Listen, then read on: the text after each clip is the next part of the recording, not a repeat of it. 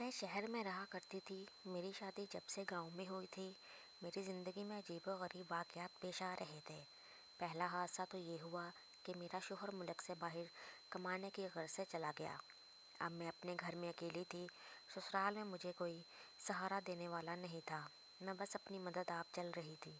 एक रात का जिक्र है कि मैं अकेली अपने कमरे में सोने की तैयारी कर रही थी कि मुझे बाहर किसी के कदमों की आवाज़ आई। ये आवाज़ इतनी वाज़िया थी कि मेरे जहन पर एक खौफ सवार हो गया। उसके बाद मैं सोने के लिए लेट गई, मगर फिर भी मेरा दिमाग खौफ के ज़ेर असर रहा। फजर तक मुझे नींद ना आई। उसके बाद न जाने कब मेरी आंख लगी।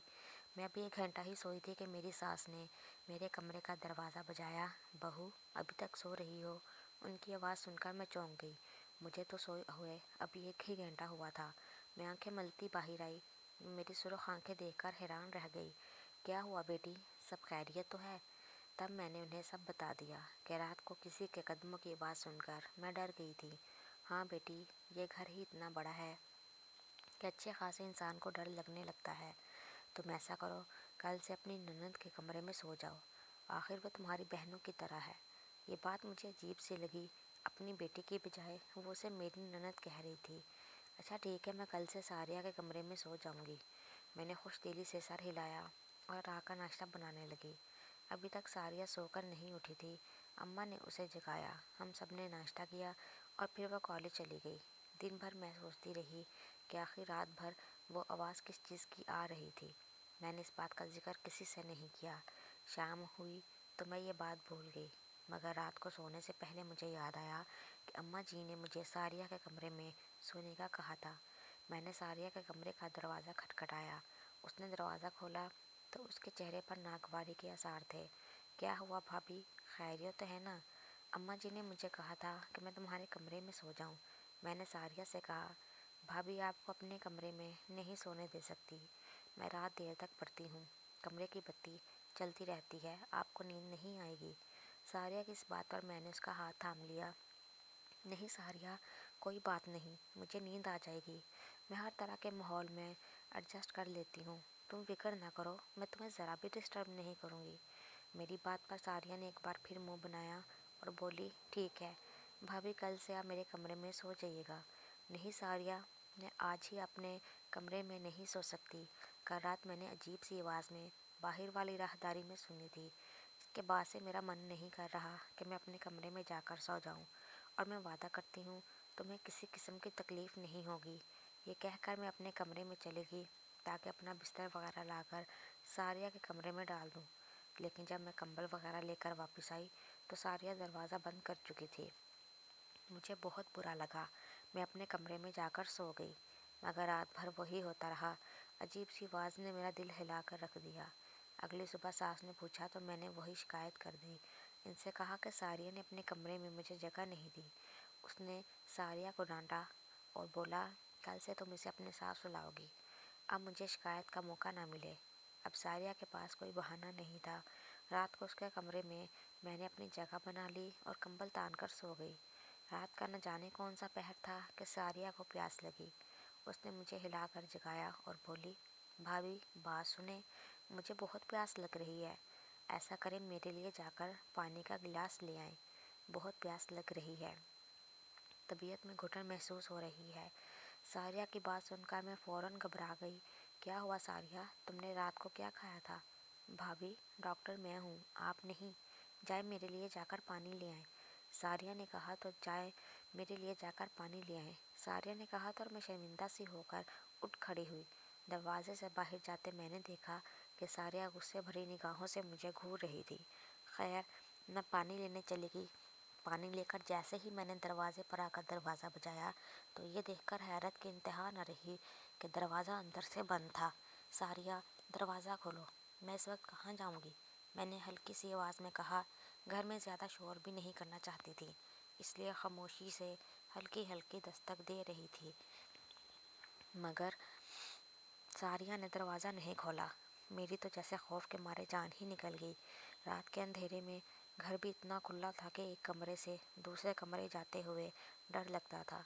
मगर क्या करती, पूरे 10 मिनट सारिया के कमरे के बाहर खड़ी रही, मगर उसने जवाब नहीं दिया। मजबूरी में डरते डरते अपने कमरे की तरफ बढ़ी। मुझे लग रहा था जैसे कोई मेरे कमरे में पहले से मौजूद हो। मैंने बाहर की राहदारी की रोशनी चलाई, अच्छी तरह से अपने कमरे में देखकर अंदर गई और फिर दरवाजे का कुंडी लगाई। बेड पर लेटे काफ़ी देर यूं ही गुजर गई। रात का न जाने कौन सा पहर था कि शोर से मेरी आँख खुल गई। बिल्कुल वैसा ही शोर मुझे महसूस तो हुआ। घबराहट सर पर तारी हो गई। डर के मारे मैं अपने बिस्तर में ही रही। काफ़ी देर गुजर गई और शोर आना बंद हो गया। अब मुझे इत्मीनान था। मैं वापस सोने के लिए लेट गई और सुबह को मेरी आँख खुली। मगर अब मैंने तहैया कर लिया कि सारिया किस चालाकी में नहीं आऊँगी। आखिर वो मुझे अपने कमरे में सोने क्यों नहीं देती। मैंने ना ही सास से गिला किया और ना ही सारिया से इस बात का शिकवा किया, लेकिन फिर रहा ना गया। अगले दिन सारिया मुझसे कहने लगी, भाभी रात को मैंने आपको पानी लेने भेजा था, इसके बाद न जाने आप कहाँ चली गई। मैं आपका इंतज़ार करती रही। सारिया की बात सुनकर मेरी हैरत की इंतहा ना रही। लोग भी कितने मुनाफिक और झूठे होते हैं। खैर क्या कह सकती थी। मैंने खामोशी इख्तियार कर ली। अगली रात मैं फिर सारिया के कमरे में सो गई। रात को फिर वही तमाशा हुआ। उसने मुझे पानी के लिए जगाया। मैंने सारिया से वादा लिया कि वो दरवाज़ा बंद नहीं करेगी, लेकिन इसने फिर वही हरकत की, दरवाज़ा बंद कर दिया। और जब मैं आई तो मुझे अपने कमरे में जाकर सोना पड़ा। अब मैंने सोच लिया था कि मैं सारिया को पानी देने नहीं उठूँगी। अगले दिन मैंने खुश असलूबी से काम लिया। सारिया से किसी बात का गिला नहीं किया। इसी तरह दिन गुजर गया और रात को मैं उसके कमरे में सो गई। रात के ठीक 2-3 बजे उसने मुझे वैसे ही जगाया। बोली कि भाई भी घबराहट हो रही है, मेरे लिए ज़रा पानी तो ले आओ। मगर मैं अब की बार आँख नहीं खोली और सोने की भरपूर अदाकारी की। सारिया रात भर मुझे जगाने की कोशिश करती रही, मगर मैंने भी आँख ना खोली। वह समझ गई कि मैं उठने वाली नहीं हूँ और फिर उसने मुझे 2-3 बार ऊंची आवाज़ में पुकारा। मैंने जवाब न दिया तो उसे यकीन हो गया कि मैं सो रही हूँ।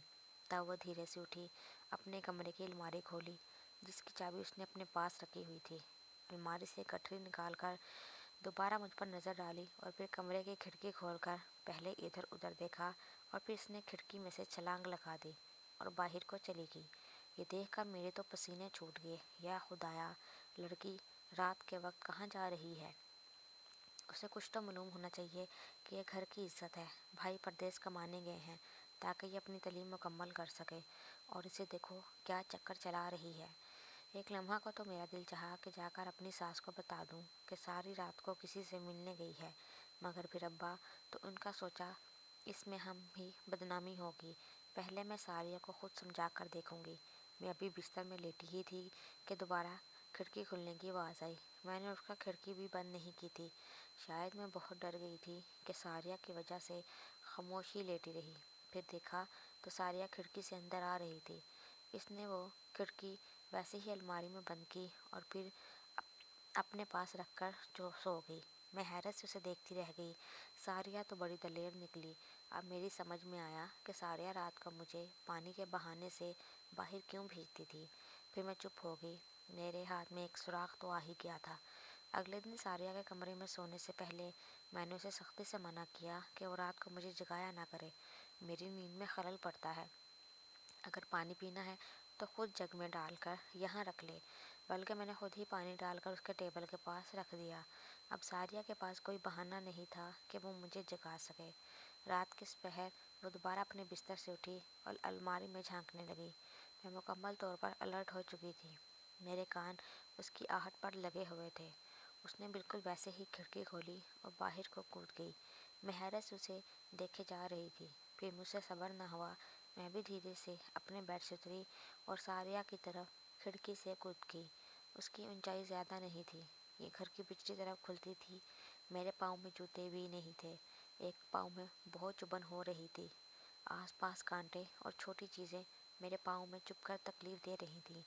मगर सारिया शायद पहले से इंतज़ाम करके आई थी और वो इतनी तेज़ रफ्तारी से ना चलती। मैं देख रही थी कि सारिया काफ़ी तेज़ तेज़ कदम उठाती आगे की जानिब बढ़ रही थी।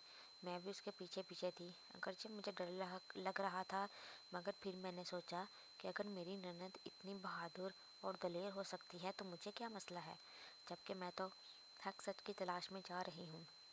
उसकी इज्जत बचाना चाहती हूँ। थोड़ी दूर जाकर सारिया ने पीछे मुड़कर देखा, मगर खुदा का शुक्र है कि उसकी नज़र मुझ पर ना पड़ी।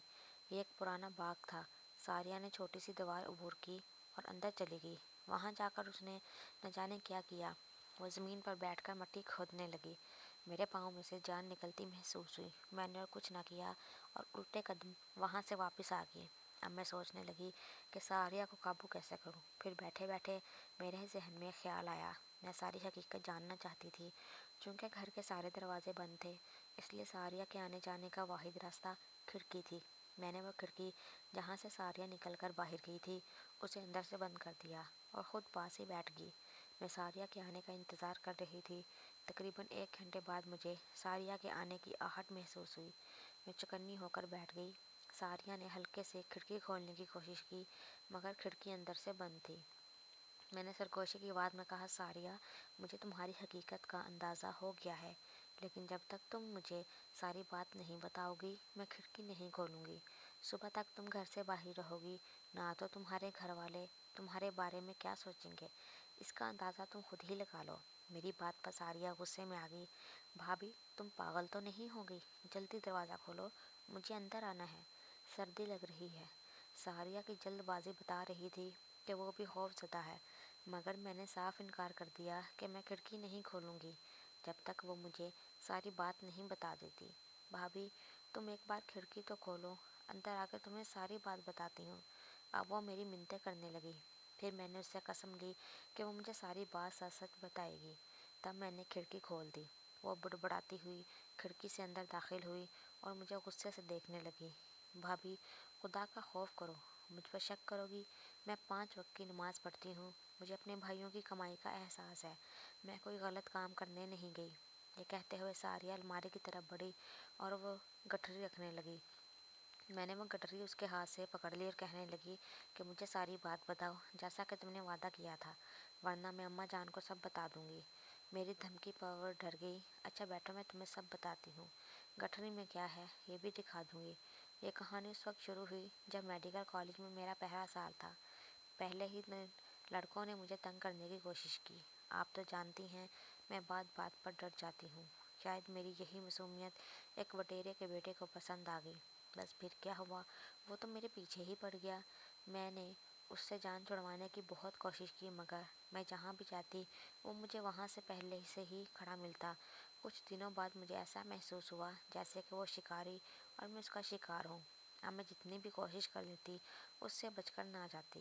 एक दिन मैंने उससे मिन्नत की कि खुदा के लिए मेरा पीछा छोड़ दो। मेरे भाई परदेश में हैं, वो मेरे लिए पैसे कमाते हैं, मेरी फ़ीस भी भेजते हैं। मुझे अच्छा नहीं लगता कि मैं कॉलेज आकर ऐसी बातें करूं। मेरी बात पर वो खूब हंसा और कहने लगा कि मैं तुम्हारी जान छोड़ दूंगा, लेकिन उसके लिए पहले तुम्हें मुझसे एक मुलाकात करनी होगी, ताकि मैं अपनी मोहब्बत का इजहार कर सकूं। फिक्र ना करो, मैं किसी अकेली तन्हा जगह पर तुम्हें कुछ नहीं बोलूँगा। तुम एक बड़े होटल में आ जाना, जहाँ सब लोग खाना खाते हैं। वहीं मैं तुम्हें मुझसे मिलो और अपनी बात, अपने दिल का हाल बताऊंगा। अगर मैं तुमको माकूल आदमी ना लगा तो मुझे छोड़ देना, मैं कुछ भी नहीं कहूँगा। मुझे उसकी ये तजवीज़ पसंद आई। सोचा कि शायद एक बार मुझसे मिलने का ख्वाहिशमंद हो। मुकर्ररा दिन पर मैं उसी होटल में चली गई जहाँ उसने मुझे बुलाया था। मैं इसलिए बेफिक्र थी कि इस होटल में पहले भी जा चुकी थी। अक्सर यहाँ पर 200-300 लोग बैठे होते थे, इसलिए डर वाली कोई बात नहीं थी। हमने होटल के दूसरे फ्लोर पर मिलना था, जहाँ पर तकरीबन 300-400 कुर्सी और मेज़ लगे होते थे। मुकर्रर वक्त पर मैं मुनीब के साथ वहाँ पहुँच गई। मैंने मुनीब से कहा कि हम नीचे बैठकर बात कर लेते हैं। वो कहने लगा, फिर वहाँ ज़्यादा लोग होंगे, हम आराम से बात नहीं कर सकेंगे। यहाँ तो 2-4 लड़के ही बैठे हैं। ऐसे अच्छा नहीं लगता कि मैं अपनी इज्जत को बाज़ारों में रुसवा करूँ। इसकी ये फिल्मी लाइन मुझे बड़ी पसंद आई। ऊपर जाकर मैंने जब देखा, वहाँ तो पूरा हॉल खाली था, एक भी आदमी वहाँ मौजूद नहीं था और दरवाजे पर भी कोई नहीं था। अब मुझे डर का एहसास हुआ। मैंने कहा, मुनीब, ये तुम मुझे कहाँ ले आए? यहाँ तो कोई नहीं। क्या तुमने ये हॉल बुक करवाया है? मुनीब ने हाँ में सर हिलाया और एक शैतानी मुस्कुराहट उसके चेहरे पर नजर आ गई। तुम मुझे इसलिए यहाँ लाए हो? मैंने गुस्से और नफरत से उसे देखा। उसने मुझे आगे बढ़कर रुसवा करने की कोशिश की तो मैंने उसके मुंह पर थूक दिया। इस बात पर गुस्से से दिल मिला उठा। मैं जल्दी से बाहर भागी। दरवाज़ा खोलकर एक कदम आगे ही रखा था कि उसने मुझे बाजू से खींचकर अंदर करना चाहा। इतने में एक लड़का वहाँ आ गया। न जाने कैसे वो फरिश्ता बनकर ऊपर आया اس نے منیب کو گریبان سے پکڑا اور مجھے اس سے آزاد کروایا۔ میں اس کی شکر گزار ہوئی اور اس کا شکریہ ادا کرتے ہی میں آ گئی۔ منیب کی نیت پتہ چلنے کے بعد میری آنکھوں سے آنسو بہنے لگے۔ پھر میں گھر آ گئی۔ اس دن میرا کالج میں دل نہیں لگا۔ میں اپنے اس محسن کے بارے میں سوچ رہی تھی کہ جس نے مجھے منیب کے عذاب سے بچایا تھا۔ پھر 3 دن بعد مجھے معلوم ہوا کہ وہ ہمارے ہی کالج میں پڑھتا ہے، اور یہ کہ اسے میرے اور منیب کے معاملات کا بھی پتہ تھا۔ وہ میرا پیچھا کرتا تھا۔ جب بات مجھے معلوم ہوئی تو میں اس کی بہت شکر گزار ہوئی۔ اس کا نام احسان تھا۔ میں نے اس سے مل کر اس کا شکریہ ادا کیا۔ مجھے احسان کی یہ بات بھی پسند آئی کہ اس نے ملنے پر بھی مجھ سے اظہار محبت نہیں کیا اور خاموشی سے میرا حق ادا کر دیا۔ پھر اس کی بات کی خبر جلد ہی منیب کو ہو گئی۔ منیب اثر و رسوخ والا لڑکا تھا۔ اس نے اپنے اثر و رسوخ کو استعمال کرتے ہوئے احسان کو نقصان پہنچانا شروع کر دیا۔ اس کے بس میں ہوتا تو وہ اس کی جان لے لیتا، مگر ایسا نہ کر سکا۔ یہاں تک کہ ہمارا آخری سال آ گیا۔ اب منیب نے اپنی کمینگی دکھانا شروع کر دی۔ پورے سال کا اجر ہمیں ملنا تھا، جب ہمارے ایک پروفیسر نے احسان کو ایک ایسا تجربہ کرنے کو دیا جسے ہمارے لیے کرنا مشکل ہی نہیں، ناممکن تھا۔ منیب نے اپنے اثر و رسوخ سے ایسا حال بچھایا کہ احسان کم از کم اس تجربے میں فیل ہو جائے اور اسے پروفیسر کے سامنے ذلت اٹھانی پڑے۔ اس تجربے کے لیے ہمیں انسانی ہڈیوں سے ڈھانچہ بنانا تھا، جس کے بارے میں کسی کو معلوم نہیں تھا کہ وہ کہاں سے ملے گی۔ احسان نے بہت کوشش کی، مگر منیب کے اثر و رسوخ کی وجہ سے یہ ممکن نہ تھا۔ کالج کے آس پاس اس کی جان پہچان بہت تھی، اس لیے احسان کو ہر ناکامی کا منہ دیکھنا پڑا۔ ایسے میں نے اس کا ساتھ دینے کی ٹھان لی، کیونکہ اس نے ایسے وقت میں میری مدد کی تھی جب میں بالکل بے بس تھی۔ میں نے پرانی قبروں کی تلاش شروع کر دی۔ مجھے کسی نے بتایا کہ یہاں پاس ہی جو باغ ہے وہ جنوں بھوتوں کے حوالے سے مشہور ہے، اور وہاں پر انسانی ڈھانچے اکثر پڑے نظر آتے ہیں۔ اس بات نے مجھے ہمت دی تھی۔ میں دن کو تو یہ کام نہیں کر سکتی تھی، کیونکہ یہ جگہ بھی کالج کے پاس ہے۔ منیب کی نظر پڑتی تو وہ میرے لیے ایک اور ہی مشکل کھڑی کر دیتا۔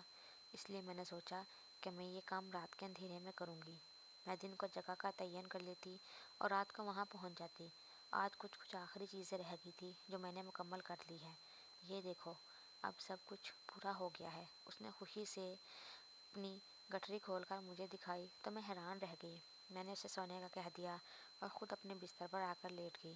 پھر وعدہ کیا کہ میں یہ بات کسی کو نہیں بتاؤں گی۔ میری نند کی پڑھائی مکمل ہونے کے بعد میں نے اپنی کوشش کے ساتھ اس کی شادی احسان سے کروا دی، کیونکہ یہ بات سچ ہے، جو لوگ ایک دوسرے سے سچی محبت کرتے ہوں ان کے درمیان نہیں آنا چاہیے۔ مجھے اس بات کی خوشی ہے کہ ساریہ اور احسان کو ملانے میں کچھ نہ کچھ ہاتھ تو میرا بھی ہے۔ اللہ میری نند کو ہمیشہ خوش رکھے۔